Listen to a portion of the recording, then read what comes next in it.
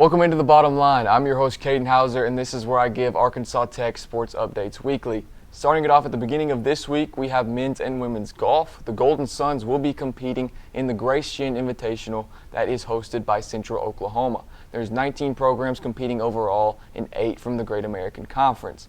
The men's golf team, the Wonder Boys, will be competing in the Skip Wagnon Invitational that will also take place in Oklahoma. And this is a 2-day 54-hole event that will also take place on the 6th and the 7th. Following into volleyball, the Golden Suns had 2 matches last week where they played Ouachita Baptist at home on Tuesday and Harding away on Thursday. The match Tuesday against Ouachita Baptist, I had the pleasure to be the play-by-play commentator for, and this finished with a final of 3-1. They lost the first 2 sets with a final of 25-22, then they won the 3rd set, and then they eventually lost the 4th 25-16.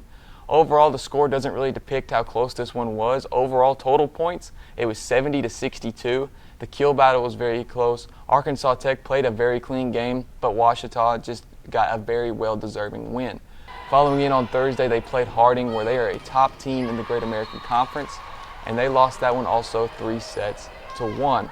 Following into football, the Wonder Boys took their first loss last week against Monticello of a final score of 31-24. But did a great job of bouncing back this week against Southeastern Oklahoma State.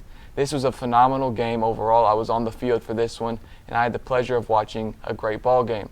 I had the pleasure also of talking to Coach Thompson after the game, and he said this is just the start of Season 2. We started our Season 2 is what we call it today. This was Game 1, so I don't know what our record was before, but we're 1-0 in Season 2, and that's the goal right now.